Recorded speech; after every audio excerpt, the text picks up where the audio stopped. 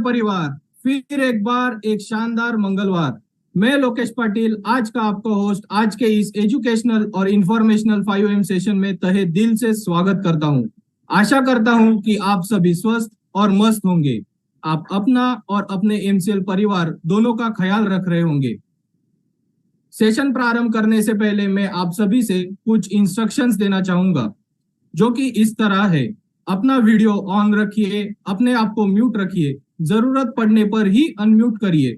अपने साथ पेन और नोटपैड रखिए ताकि इंपॉर्टेंट पॉइंट्स जो कि मीटिंग में डिस्कस किए जाएंगे वो आप नोट डाउन कर सके।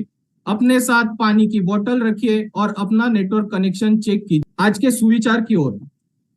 उम्र थका नहीं सकती, ठोकरे गिरा नहीं सकती। उम्र थका नहीं सकती, ठोकरे गिरा नहीं सकती। अगर जिद हो जीतने की तो हार भी हरा नहीं सकती। आगे बढ़ते हैं आज के इस 5am सेशन की ओर। आज के हमारे जो वक्ता है उन्होंने बाबा साहेब आंबेडकर मराठा यूनिवर्सिटी औरंगाबाद से एमएससी इन बायोटेक्नोलॉजी में पोस्ट ग्रेजुएशन संपन्न किया है। पोस्ट ग्रेजुएशन के दौरान वे अपने यूनिवर्सिटी में टॉपर रह चुके हैं। कोरोना के बाद से ही वे अपने गांव लौटकर किसानों की सेवाओं में जुट गए। अपने तहसील में कई सारे किसानों को उन्होंने ऑर्गेनिक फार्मिंग के बारे में जागरूक किया और उन्हें कैंसर फार्मिंग से ऑर्गेनिक फार्मिंग की ओर लेके गए। साथ ही साइंस कॉलेज आरमोरी में 2 साल लेक्चरशिप की। आइए स्वागत करते हैं owner of tehsil Armori, the young and the talented personality mister Vithal Donadkar. आपका सेशन सुन रहा है सारा nation. It's all over to you sir. हमारे biggest inspiration APJ Abdul Kalam sir, इनको नमन करके करना चाहता हूँ।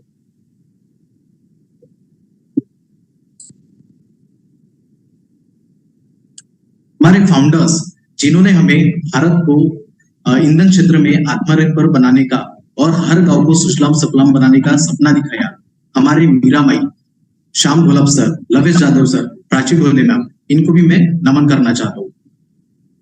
हमारे mentors Mangesh Shelar sir, Kartik Rawal sir, Ramesh Patil sir, जो हमें ये सिखाते हैं कि किस तरीके से प्रॉब्लम को फेस किया जाए, सकारात्मक रहा जाए और आगे बढ़ा जाए, इनको भी मैं नमन करना चाहता हूँ। आज के सेशन में हम इन टॉपिक्स के ऊपर बात करने वाले हैं, जहां पे हम देखेंगे कि बायोटेक्नोलॉजी क्या है, इसके एप्लीकेशंस क्या है और इन एप्लीकेशंस का हम एमसीएल में किस तरीके से इस्तेमाल कर सकते हैं। तो आज के सेशन का टॉपिक है इंट्रोडक्शन टू बायोटेक्नोलॉजी। तो चलिए देखते हैं क्या है बायोटेक्नोलॉजी। तो बायोटेक्नोलॉजी साइंस एंड टेक्नोलॉजी की रिसर्च फील्ड है, जहां पे माइक्रो ऑर्गेनिजम्स का इस्तेमाल करके इस तरीके के यूजफुल प्रोडक्ट्स बनाए जाते हैं जो कि ह्यूमन के प्रॉब्लम को सॉल्व करते हो या ह्यूमन के वेलफेयर के लिए इस्तेमाल किए जाते हैं। मैं इसका एक एग्जांपल देना चाहूंगा कि कुछ साल पहले मानव के सामने एक बहुत बड़ी प्रॉब्लम आई थी, जिसको हम कोरोना महामारी के नाम से भी जानते हैं। इन महामारी में काफी सारे लोगों को अपनी जानें गंवानी पड़ी। तो ये प्रॉब्लम को साइंटिस्ट ने किस तरीके से सॉल्व किया? साइंटिस्ट ने एक ऐसा प्रोडक्ट बनाया जिसको हम वैक्सीन भी कहते हैं, और इस वैक्सीन के जरिए इस प्रॉब्लम को सॉल्व किया गया। और आपको एक मैं बता देना चाहता हूँ कि कोई भी वैक्सीन होती है वो वायरस के जरिए बनती है। मतलब अगेन माइक्रो ऑर्गेनिज्म का इस्तेमाल करके एक ऐसा प्रोडक्ट बनाया गया वैक्सीन जो कि इतनी बड़ी ह्यूमन की प्रॉब्लम थी वो सॉल्व करी गई। तो इसी प्रोसेस को हम बायोटेक्नोलॉजी कहते हैं। बायोटेक्नोलॉजी के एप्लीकेशंस जानने के पहले हम कुछ बायोलॉजी के बेसिक टर्म्स के बारे में जान लेते हैं। जैसे कि आपको पता है कि कोई भी घर एक एक ईंटों से बनता है, वैसे ही हमारी बॉडी भी एक एक सेल से बनी हुई होती है। और हमारे बॉडी का स्मॉलेस्ट यूनिट सेल होता है और हर एक सेल में डीएनए मौजूद रहता है। डीएनए को आप हमारे बॉडी का बॉस भी कह सकते हैं, क्योंकि डीएनए के पास वो पूरी इंफॉर्मेशन रहती है, जैसे कि हमारी हाइट कितनी होनी चाहिए, हमारे बालों का रंग कैसा होना चाहिए, हमारी आंखों का रंग कैसा होना चाहिए, हमारी आईक्यू लेवल कैसी होनी चाहिए। ये सब इंफॉर्मेशन डीएनए के पास रहती है। ये डीएनए सेल में मौजूद होता है और ये डीएनए आरएनए और प्रोटीन को बना के ये इंफॉर्मेशन एक्सप्रेस करता है। अगर इस डीएनए में थोड़ा सा भी चेंजेस आ जाए तो इस इंफॉर्मेशन में भी चेंजेस आ जाते हैं। ये मैं आपको एक एग्जांपल देके समझाता हूँ। कि आपने सिकल सेल एनीमिया इस डिसीज के बारे में सुना होगा। जनरली इस डिसीज में जो राउंड शेप के आरबीसी होते हैं, लाल पेशी, वो चंद्रमा के आकार के जैसे हो जाते हैं। तो ये किस वजह से होता है? ये डीएनए के थोड़े से भाग में चेंजेस होने की वजह से होता है। अगर डीएनए में चेंजेस हो गए तो हमें कैंसर भी हो सकता है। तो इसका मतलब कि डीएनए में अगर कुछ छेड़खानी होती है या चेंजेस होते हैं तो हमें अच्छे रिजल्ट्स भी देखने के लिए मिल सकते हैं और बैड रिजल्ट भी देखने के लिए मिल सकते हैं। तो चलिए देखते हैं कि बायोटेक्नोलॉजी के क्या एप्लीकेशंस है और वो ह्यूमन के प्रॉब्लम को किस तरीके से सॉल्व करते हैं। तो सबसे पहला बायोटेक्नोलॉजी का एप्लीकेशन है CO2 ईटिंग बैक्टीरिया। अभी एक प्रॉब्लम बहुत बड़ी मानव के सामने है कि CO2 का इमिशन दिन बर दिन बढ़ते जा रहा है और इसकी वजह से ग्लोबल वार्मिंग, क्लाइमेट चेंज, इस जैसे प्रॉब्लम को मानव को फेस करना पड़ रहा है। इसके ऊपर MCL काम तो कर ही रहा है। मतलब हम हर एक तहसील में क्लीन फ्यूल्स के प्रोजेक्ट लगा रहे हैं, जहाँ पे हम बायो CNG बना रहे हैं, बायो कोल बना रहे हैं, लेकिन बायोटेक्नोलॉजी में भी इसका काम चल रहा है। जनरली क्या होता है कि कोई भी बैक्टीरिया होता है वो ऑर्गेनिक वेस्ट पर रिलाई करता है खुद को सर्वाइव करने के लिए, लेकिन साइंटिस्ट ने एक बैक्टीरिया है एस्केरिशिया कोलाई, उसको इस तरीके से डिजाइन किया, उसके डीएनए में इस तरीके से चेंजेस किए कि वो CO2 को खाना शुरू करे। ये आइडिया उनको कहाँ से आया? कि प्लांट के जरिए आया। कि आप जानते होंगे कि कोई भी ट्रीज होती है या प्लांट्स होते हैं, वो जनरली CO2 लेते हैं और CO2 लेके खुद का खाना खुद बनाते हैं, और इसी प्रोसेस को हम ऑटोट्रॉफिक साइकिल बोलते हैं। और इसी साइकिल को साइंटिस्ट ने बैक्टीरिया के अंदर मतलब इंसर्ट करने की कोशिश करी।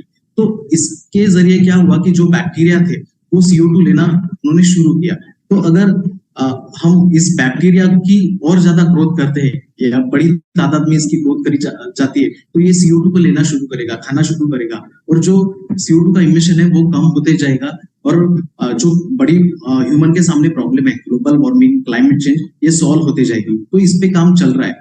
तो आप देख सकते हो कि किस तरीके से ह्यूमन के प्रॉब्लम को सॉल्व करने के लिए बैक्टीरिया का या माइक्रो ऑर्गेनिजम्स का इस्तेमाल किया जा रहा है। अगला एप्लीकेशन देखते हैं, इथेनॉल प्रोडक्शन।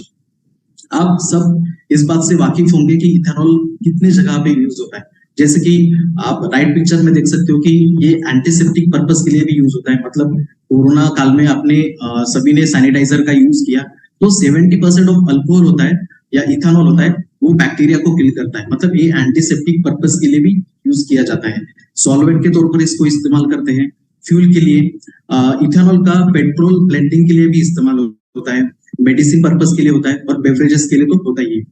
तो इथेनॉल का बहुत सारी जगह इस्तेमाल किया जाता है। तो इसको बनाते कैसे, इसको प्रोड्यूस कैसे किया जाता है? तो आप पहले पिक्चर में देखते होंगे कि कोई भी कार्बोहाइड्रेट है, जैसे कि ग्लूकोज से इथेनॉल बनाया जाता है, और ये एक मॉलिक्यूलर प्रोसेस होती है जहाँ पे ग्लूकोज टू पायरुवेट कन्वर्ट होता है, पायरुवेट टू एसिटाल्डेहाइड, और एसिटाल्डेहाइड से इथेनॉल।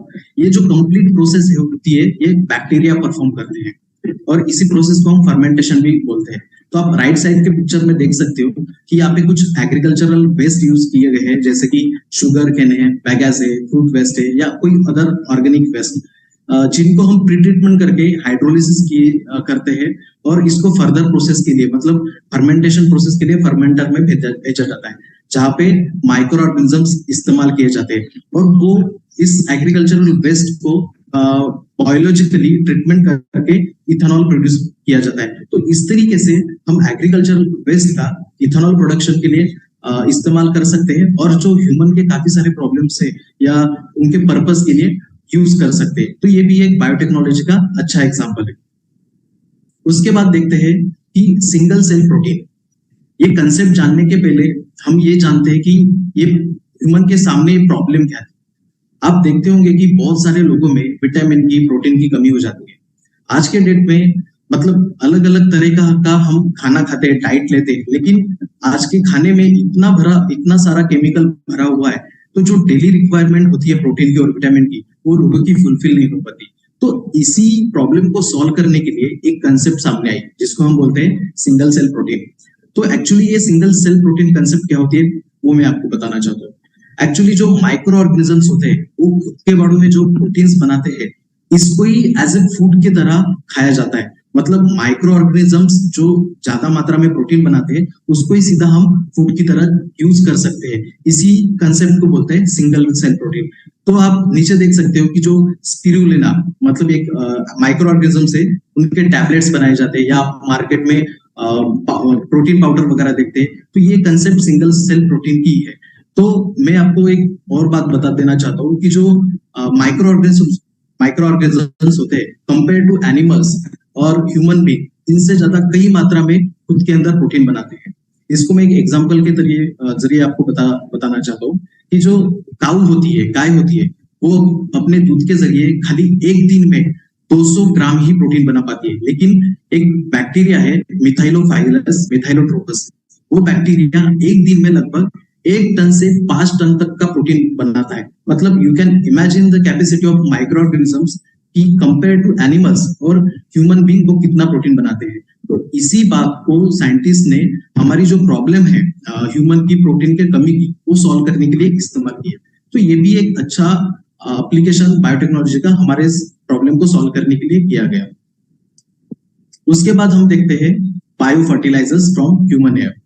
तो बायो फर्टिलाइजर्स के बारे में तो आप जानते ही हैं कि आज के डेट में इसका कितना ज्यादा महत्व है, क्योंकि जिस तरीके की फार्मिंग कई सालों से करी जा रही है, इसके वजह से जमीनें बंजर हो रही है और हमारे स्वास्थ्य पे भी इसका इम्पैक्ट पड़ रहा है। मैं केमिकल फार्मिंग की बात कर रहा हूँ। तो आज के डेट में ऑर्गेनिक फार्मिंग करना कितना इंपॉर्टेंट है और इसके लिए बायो फर्टिलाइजर बनाना बहुत ज्यादा इंपॉर्टेंट है। तो इसको ही इसी प्रॉब्लम को सॉल्व करने के लिए ये मेरे दोस्त ने ये कॉलेज में एक्सपेरिमेंट परफॉर्म किया था कि उसने क्या किया कि जो ह्यूमन हेयर होते हैं उसके जरिए बायो फर्टिलाइजर बनाया। वैसे तो ह्यूमन हेयर बायोडिग्रेडेबल होते हैं, मतलब इजीली डिकम्पोज होते हैं, लेकिन अगर ये ह्यूमन हेयर इधर उधर पड़े रहे या नदी नालों में पड़े रहे तो ये वेस्ट की तरह हमें दिखते हैं। तो आप राइट पिक्चर में देख सकते हो कि वहां पे ह्यूमन हेयर से किस तरीके से अलग अलग प्रोडक्ट बनाए गए। तो वहां पे जो सॉलिड हेयर होते हैं उसको एक्वेस सॉल्यूशन में डाल के उसको सॉल्यूशन फॉर्म में बनाया गया और कुछ लैबोरेटरी टेक्निक्स की मदद से मेलानिन एक्सट्रैक्ट किया गया और उसके बाद फर्दर टेक्निक्स के जरिए सेंट्रिफ्यूगेशन करके केराटिन और बायो फर्टिलाइजर बनाया गया। तो ह्यूमन हेयर से हम केराटिन एक्सट्रैक्ट कर सकते हैं, मेलानिन एक्सट्रैक्ट कर सकते हैं और बायो फर्टिलाइजर एक्सट्रैक्ट कर सकते हैं। केराटिन एक प्रोटीन होता है जो कि ह्यूमन हेयर में प्रेजेंट होता है और केराटिन कॉस्मेटिक इंडस्ट्री में यूज होता है। आपने मतलब टीवी देखते देखते काफी सारी एड्स देखी होंगी कि केराटिन युक्त हेयर ऑयल, केराटिन युक्त शैम्पू। तो ये केराटिन जो होता है वो कॉस्मेटिक इंडस्ट्री के लिए यूज होता है और जो मेलानिन होता है वो कैंसर ट्रीटमेंट के लिए यूज होता है। और बायो फर्टिलाइजर्स तो हम ऑर्गेनिक फार्मिंग के लिए इस्तेमाल कर सकते हैं। तो मैं आपको एक और बात बता देना चाहता हूँ कि 1 kg ऑफ ह्यूमन हेयर से लगभग 300 से 350 ग्राम केराटिन एक्सट्रैक्ट किया जा सकता है, 200 ग्राम मेलानिन एक्सट्रैक्ट किया जा सकता है और 400 से 500 ml तक बायो फर्टिलाइजर एक्सट्रैक्ट किए जा सकते हैं। और अगर इनकी इकोनॉमिकल वैल्यू की बात करी जाए तो लगभग 1 kg ऑफ केराटिन मार्केट में 20 से 25 हजार में बेचा जाता है और जो मेलानिन होता है वो लगभग 1 ग्राम 5,000 से 6,000 तक मार्केट में बेचा जाता है, मतलब गोल्ड से भी ज्यादा महंगा बेचा जाता है। और बायो फर्टिलाइजर्स तो ही। तो आप देख सकते हो कि जो वेस्ट हेयर है उसके जरिए हम इकोनॉमिकल वैल्यू भी क्रिएट कर सकते हैं और जो अलग अलग हमारे पर्पसेस है या हमारे प्रॉब्लम है उसको भी सॉल्व कर सकते हैं। तो ये भी एक बायोटेक्नोलॉजी का एप्लीकेशन है। उसके बाद हम बायो फर्टिलाइजर की बात करते हैं, माइक्रो ऑर्गेनिज्म के जरिए किस तरीके से हम बायो फर्टिलाइजर बना सकते हैं। तो आप सब जानते हैं कि जो सूक्ष्म जीव होते हैं या माइक्रो ऑर्गेनिजम्स होते हैं वो कितने हमारे सॉइल के लिए इंपॉर्टेंट होते हैं, मतलब वो सॉइल की फर्टिलिटी को बढ़ाते हैं। तो मैं एग्जांपल देना चाहूंगा कि जो प्लांट्स होते हैं वो नेचुरली नाइट्रोजन को ले नहीं पाते, क्योंकि नाइट्रोजन जो होता है वो गैसियस फॉर्म में एनवायरमेंट में प्रेजेंट रहता है और प्लांट्स को अगर वो नाइट्रोजन लेना हो तो वो अमोनियम फॉर्म में कन्वर्ट करने की जरूरत है। और इसी प्रोसेस में कुछ बैक्टीरिया प्लांट की मदद करते हैं, जैसे मतलब गैसियस फॉर्म का नाइट्रोजन अमोनियम फॉर्म में कन्वर्ट करने की कोशिश करते हैं। इनको हम नाइट्रोजन फिक्सिंग बैक्टीरिया कहते हैं और इस प्रोसेस को हम नाइट्रोजन फिक्सेशन कहते हैं। तो इसी बैक्टीरिया का अगर हम सोल्यूशन करें और डायरेक्टली हम इनको बायो फर्टिलाइजर की तरह यूज करें तो जो हमारी क्रॉप फील्ड है, मतलब हमारा उत्पादन है, वो आसानी से बढ़ जाएगा और इस माइक्रो ऑर्गेनिज्म को डायरेक्टली हम बायो फर्टिलाइजर की तरह यूज कर सकते हैं। तो अगला एप्लीकेशन देखते हैं हाइब्रिड सीड्स। ये हाइब्रिड सीड्स क्या कंसेप्ट है और इसकी क्या जरूरत पड़ी ये हम जानते हैं। तो मैं आपको बता देना चाहता हूँ कि कुछ साल पहले मतलब पहले कैसे होता था कि पहले की जो किसी भी क्रॉप की वेराइटी थी वो नहीं मतलब ज्यादा उत्पादन भी नहीं देती थी और उसको डिसीज लग जाते थे। तो ये जो प्रॉब्लम थी कि उत्पादन क्षमता बढ़ाने की हो या उसको डिसीज रेजिस्टेंट बनाने की हो, तो ये सॉल्व करने के लिए एक कंसेप्ट सामने हाइब्रिड सीड्स। तो मैंने पहले पिक्चर में आपको नेपियर ग्रास के एक हाइब्रिड सीड के वेराइटी के बारे में बताया है। तो इसी के एग्जाम्पल को लेके मैं हाइब्रिड सीड्स क्या होते हैं वो समझाने की कोशिश करता हूँ। आप राइट साइड के पिक्चर में देख सकते हो कि वहां पे 2 प्लांट दिए हुए हैं। तो आप ऐसे समझे कि जो पहला प्लांट है वो उसकी हाइट ज्यादा बढ़ती है लेकिन वो उसको डिसीज ज्यादा लगता है। तो ये पहले वेराइटी के पास अच्छा वाला गुण ये है कि वो हाइट उसकी ज्यादा बढ़ती है और दूसरे वेराइटी के पास हाइट नहीं बढ़ती लेकिन उसको डिसीज कोई भी नहीं होता। मतलब दूसरे वेराइटी के पास ऐसा गुण है कि उसको डिसीज जल्दी नहीं होता। तो साइंटिस्ट ने क्या किया कि ये 2 वेराइटी के प्लांट्स को मर्ज करके ऐसी वेराइटी बनाई कि वो उसकी हाइट भी अच्छी होती हो और वो उत्पादन भी ज्यादा देता हो और उसको डिसीज भी ना लगती हो। तो इसी को हम हाइब्रिड कंसेप्ट कहते हैं या हाइब्रिड सीड्स कहते हैं। तो हाइब्रिड सीड्स बनाने के काफी सारे टेक्निक्स है, जैसे क्रॉस पॉलिनेशन हो जहाँ पे इंसेक्ट्स यूज किए जाते हैं। दूसरा है कि प्लांट टिश्यू कल्चर, एक रिसर्च की एक टेक्निक होती है, वहां पे हम हाइब्रिड सीड्स बनाते हैं। यहाँ पे मैंने एक बैक्टीरिया के जरिए किस तरीके से हाइब्रिड सीड्स बना सकते हैं वो टेक्निक का मेंशन किया है, जिसको हम एग्रोबैक्टीरियम मेडिएटेड जीन ट्रांसफर बोलते हैं। आपको पता है कि जिस तरीके से एनिमल पर मतलब ह्यूमन बीइंग पर बैक्टीरिया या माइक्रो ऑर्गेनिज्म अटैक करते हैं, उसी तरीके से बैक्टीरिया प्लांट पे भी अटैक करते हैं। तो जब प्लांट को बैक्टीरिया इन्फेक्शन करते हैं या इन्फेक्ट करते हैं, उस दौरान खुद का वो डीएनए प्लांट के सेल के डीएनए में इंटीग्रेट करते हैं। तो इसी बात का साइंटिस्टों ने फायदा उठाया हमारी जो न्यू वेराइटी बनाने के लिए। तो जनरली जो बैक्टीरिया खुद का डीएनए जब इंसर्ट करता है तो साइंटिस्टों ने ये मतलब सोचा कि क्यों ना हम बैक्टीरिया के डीएनए में हम ऐसा डीएनए यूज करें कि हम उस प्लांट में अगर वो डालें तो एक न्यू वेराइटी बनाई जा सकती है। तो इसको मैं एक वीडियो के जरिए दिखाना चाहता हूँ कि किस तरीके से एक डीएनए होता है वो मतलब खुद का डीएनए प्लांट सेल के डीएनए में इंटीग्रेट करता है। तो आप पिक्चर में देख सकते हो कि जो बैक्टीरिया है वो खुद का डीएनए किस तरीके से प्लांट सेल में इंटीग्रेट कर रहा है। तो इसी टेक्निक का साइंटिस्ट खुद का डिजायर्ड डीएनए इंटीग्रेट करने के लिए इस्तेमाल करते हैं। तो इसका एक एग्जांपल है गोल्डन राइस। तो गोल्डन राइस एक ऐसी वेराइटी थी जो विटामिन ए की डिफिशियंसी को सॉल्व करता हो, मतलब विटामिन ए के कमी को सॉल्व करता हो। तो कुछ साल पहले ग्लोबली एक प्रॉब्लम अराइज हुई थी कि लोगों में विटामिन ए की कमी हुई थी। तो जनरली जो नॉर्मल वेराइटी होती है राइस की, व्हाइट वेराइटी मतलब सफेद चावल दिखते हैं, तो उस वेराइटी में साइंटिस्ट ने ऐसा डीएनए इंटीग्रेट किया कि वो डीएनए रिस्पॉन्सिबल था विटामिन ए को बनाने के लिए।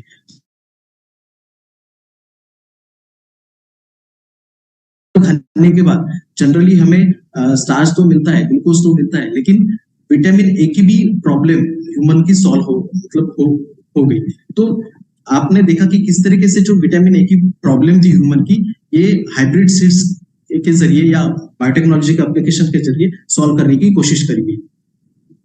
अब अगला एप्लीकेशन देखते हैं, बायोडीजल प्रोडक्शन। एक्चुअली मैं जब पीजी में था तो ये मेरा प्रोजेक्ट था, थीसिस था, रिसर्च वर्क था। तो मैंने आप भी जानते हैं कि प्रॉब्लम आज ह्यूमन के सामने क्या है कि CO2 का इमिशन हो रहा है, ग्लोबल वार्मिंग बढ़ रही है। तो इसी प्रॉब्लम को सॉल्व करने के लिए हमें क्लीन फ्यूल्स की जरूरत है। तो मैंने एक ऐसा डीजल बनाने की कोशिश करी थी कि वो प्रदूषण करता नहीं हो।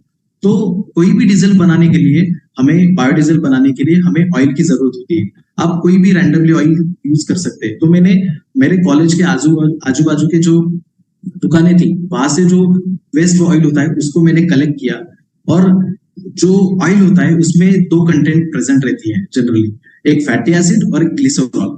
फैटी एसिड्स एक हाइड्रोकार्बन की चेन होती है और इसके जरिए हमें बायोडीजल मिलता है, और जो ग्लिसरॉल होता है उसको हम ग्लिसरीन बनाने के पर्पस के लिए यूज कर सकते हैं। तो आप पहले पिक्चर में देख सकते हो कि यहाँ पे मैंने बायोडीजल बनाने की पूरी प्रोसेस को मेंशन किया है, जहाँ पे मिक्सिंग चैम्बर होता है, रिएक्शन चैम्बर होता है, सेपरेटर होता है और बायोडीजल होता है, जहाँ पे अल्टीमेटली बायोडीजल को कलेक्ट किया जाता है। तो मिक्सिंग चैम्बर में मैंने एडिबल ऑयल को लिया और उसमें मेथनॉल डाला। तो मिथानॉल जनरली क्या करता है कि जो ऑयल होता है उसको फैटी एसिड्स और ग्लिसरॉल में सेपरेट करता है, और इसमें और एक कंटेंट डाला जाता है सल्फ्यूरिक एसिड। ये सल्फ्यूरिक एसिड एडिबल ऑयल और मिथानॉल को प्रॉपरली मिक्स होने के लिए हेल्प करता है। उसके बाद ये रिएक्शन चेम्बर में भेजा जाता है, जहाँ पे ट्रांसस्टेरिफिकेशन प्रोसेस परफॉर्म होती है, और यहाँ पे कैटालिटिक एजेंट मैंने पोटेशियम हाइड्रोक्साइड को यूज किया था ताकि इस रिएक्शन को स्पीड अप मिल सके। और अल्टीमेटली सेपरेटर में ऑयल से फैटी एसिड और ग्लिसरॉल सेपरेट किया जाता है, और फैटी एसिड से बायोडीजल बनाया जाता है, और ग्लिसरॉल से हम ग्लिसरीन बना सकते हैं। तो इस तरीके से मैंने जो वेस्ट ऑयल था एडिबल ऑयल उसको यूज करके मैंने बायोडीजल बनाया। लेकिन यहाँ पे एक प्रॉब्लम थी, मतलब बायोडीजल तो बन गया, लेकिन एक प्रॉब्लम ये थी कि अगर हम खाने का तेल as a raw material biodiesel बनाने के लिए इस्तेमाल करें तो ये स्मॉल स्केल में तो पॉसिबल था, लेकिन अगर लार्ज स्केल में अगर इसको करने की कोशिश करी जाए तो जो मतलब क्राइसिस ऑफ एडिबल ऑयल वो ह्यूमन के सामने हो सकता है। तो इसको लार्ज स्केल में नहीं किया जा सकता। तो मैंने फर्दर रिसर्च किया, तो मैंने ये पाया कि हम एग्रीकल्चरल वेस्ट से कुछ रैंडमली ऑर्गेनिजम्स का मतलब ग्रो कर सकते हैं और उनके जरिए ऑयल बना सकते हैं। तो मैंने एग्रीकल्चरल वेस्ट लिया, जहाँ पे मैंने कॉर्न स्ट्रॉ, व्हीट स्ट्रॉ लिया और उसको प्री ट्रीटमेंट करके क्रशिंग वगैरह करके रैंडमली कुछ बैक्टीरिया वहां पे ग्रो करे, और बाद में मुझे ऐसे ऑर्गेनिजम्स मिले जिसको हम ऑलियोजेनिक ईस्ट बोलते हैं, जो कि ऑयल प्रोड्यूस करके देते हैं। तो उनको मैंने फर्दर ग्रोथ की और उनके जरिए ऑयल बनाया, और उस ऑयल से फिर से जो पहली प्रोसेस मेंशन करी गई उस तरीके से मैंने बायोडीजल बनाया। तो आपने देखा कि किस तरीके से एग्रीकल्चरल वेस्ट की मदद से और माइक्रो ऑर्गेनिजम्स की मदद से हमने बायोडीजल बनाया। तो ये भी एक अच्छा एप्लीकेशन था। तो ठीक है, मैंने उस टाइम में जाना था कि बायोडीजल ही इस फॉसिल फ्यूल को रिप्लेस कर सकता है, लेकिन अभी एमसीएल में जैसे मैंने एंटर किया तो मैंने काफी सारे बायो फ्यूल के बारे में स्टडी करी, श्याम सर से भी सीखा। तो मैंने ये पाया कि जो बायोडीजल होता है वो खाली एक डीजल की जगह यूज किया जा सकता है, इसको पेट्रोल की जगह यूज नहीं करा जा सकता। तो एक ऐसा बायो सीएनजी एकमात्र ईंधन है जो कि डीजल की जगह भी यूज किया जा सकता है और पेट्रोल की जगह भी यूज किया जा सकता है। तो अल्टीमेट जो विनर है वो बायो सीएनजी ही है। तो ठीक है, इतने सारे हमने एप्लीकेशंस देख लिए, लेकिन ऐसे क्या एप्लीकेशंस है वो जो हम एमसीएल में कर सकते हैं वो जानते हैं। पहला है रिसाइकल इंडस्ट्री। इसके बारे में श्याम सर ने एक अलग से वेबिनार भी लिया था कि रिसाइकल इंडस्ट्री कितनी बड़ी है और इसमें क्या पोटेंशियल है। तो मैं यहाँ पे एक उदाहरण देना चाहता हूँ कि रिसाइकल इंडस्ट्री में जैसे कि हमारे हर गांव में, हर तहसील में वेस्ट वाटर जनरेट होता है, जो मतलब फेंका जाता है नदी नालों में। उसको अगर माइक्रो ऑर्गेनिजम्स का इस्तेमाल करके उसको प्यूरिफाई फॉर्म में करे, या मतलब ऐसे फॉर्म में करे कि वो पिया जा सके, तो ये काफी अच्छा एग्जांपल हो सकता है। आपने जब कंपनी प्रीमाइसेस में देखा होगा कि सीवेज प्लांट ट्रीटमेंट होते हैं, सीवेज वाटर ट्रीटमेंट होते हैं, तो उसी तरीके से हम हर एक तहसील पे ये काम कर सकते हैं, और जो वेस्ट वाटर है उसको माइक्रो ऑर्गेनिज्म के इस्तेमाल से एक यूजफुल फॉर्म में कन्वर्ट कर सकते हैं। तो ये एक अच्छा एप्लीकेशन हर एक तहसील में हो सकता है। उसके बाद है बायो फर्टिलाइजर बनाना। हमने देखा कि जो वेस्ट हेयर होते हैं या माइक्रो ऑर्गेनिजम्स होते हैं, उनको भी हम बायो के जरिए हम बायो फर्टिलाइजर बना सकते हैं, क्योंकि हर एक तहसील में जो वेस्ट हेयर होते हैं वो तो जनरेट होते ही है। तो हर गांव में से, हर तहसील में से अगर हम उस वेस्ट मतलब हेयर को कलेक्ट करें किसानों की मदद से या एमवीपी के मदद से, तो उसको हम आसानी से कलेक्ट करके यूजफुल प्रोडक्ट बना सकते हैं या बायो फर्टिलाइजर बना सकते हैं। इसके जरिए हमें वो बायो फर्टिलाइजर्स फार्मिंग के लिए भी इस्तेमाल करने के लिए काम में आएंगे, और इसके जरिए 2 पैसे किसानों को भी मिलेंगे और हमारे एमवीपी को भी 2 पैसे मिलेंगे। तो ये भी काम आसानी से हर एक तहसील में हो सकता है। उसके बाद का एप्लीकेशन है bacteria as a cleansing agent. मतलब बैक्टीरिया जो होते हैं ये क्लीनिंग का भी काम करते हैं। आपने देखा होगा कि हर एक तहसील में, हर एक गांव में ऑर्गेनिक वेस्ट जनरेट होता है, ई वेस्ट जनरेट होता है या प्लास्टिक वेस्ट जनरेट होता है। तो इसको प्रॉपरली डिकम्पोज करने के लिए हम अलग अलग तरीके के माइक्रो ऑर्गेनिजम्स का इस्तेमाल कर सकते हैं। और जो मतलब वेस्ट होता है हमारा, तो वैसे ही एक विजन है कि जीरो वेस्ट तहसील, तो ये हम आसानी से पूरा कर सकते हैं। तो इस तरीके के जो पॉसिबल एप्लीकेशंस है वो हमारे तहसील में परफॉर्म किए जा सकते हैं। तो मैं हमारे एमसीएल के एंटरप्रेन्योर्स को रिक्वेस्ट करना चाहता हूँ कि इसके ऊपर और ज्यादा काम करें, रिसर्च करें और एक नया सोल्यूशन एमसीएल के जरिए दुनिया को दे। तो इसी के साथ मेरे सेशन को मैं समाप्त करना चाहता हूँ। मेरे एमसीएल के सभी एंटरप्रेन्योर्स को मैं धन्यवाद देना चाहता हूँ जिन्होंने इतने इत्मीनान से मेरे सेशन को सुना, मेरी बातों को समझा। मैं एमसीएल को भी धन्यवाद देना चाहता हूँ जिन्होंने मुझे इतने बड़े नेशनल प्लेटफॉर्म में बोलने की अनुमति दी। और मैं अपना सेशन एक लवेश सर का फेवरेट कोट है उसको बोल के करना चाहता हूँ कि हम सबको इस देश के मिट्टी का वास्ता है, हम सबको इस देश के मिट्टी का वास्ता है। एमसीएल ही हर गांव को, हर घर को सुजलाम सुफलाम बनाने का रास्ता है। जय MCL. Thank you very much Vitthal Donarkar ji, and I really appreciate कि इतने इस तरह के पढ़े लिखे और होनहार नौजवान आज एमसीएल के इस मिशन के साथ में जुड़ रहे हैं। Armori, as I understand, it's a part of Gadchiroli, एक बहुत ही दुर्गम प्रदेश है महाराष्ट्र का, और वहां से ये युवा जो है ये रिप्रेजेंट करता है अपने इस तालुका को, हु इज हाईली एजुकेटेड। और इतना हाईली एजुकेटेड होने के बाद जब उनके पास में ये मौका था कि वो शायद कहीं पर नौकरी कर कर किसी गवर्नमेंट ऑफिस में या फिर किसी प्राइवेट कंपनी के लिए वो अपनी सेवा देकर अपनी जिंदगी आराम से गुजर बसर कर सकते थे, उसके बजाय उन्होंने रास्ता चुना एमसीएल के इस प्लेटफॉर्म का।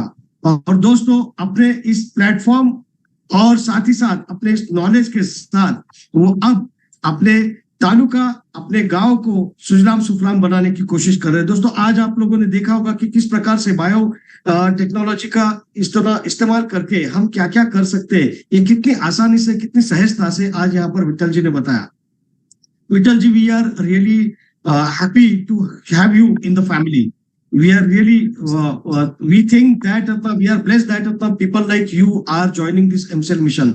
So मैं संपूर्ण MCL परिवार की ओर से आपका तहे दिल से शुक्रिया अदा करता हूँ, और मैं ये कहना चाहता हूँ कि MCL का भविष्य जरूर उज्जवल है, क्योंकि इस तरह के लोग आज इस मिशन के साथ में जुड़ रहे हैं। एंड जरूर आपसे फिर से 1-to-1 करके we will see how we can implement this in MCL mission. Thank you very much. फिर एक बार तहे दिल से आपका शुक्रिया, धन्यवाद। Thank you Vitthal ji.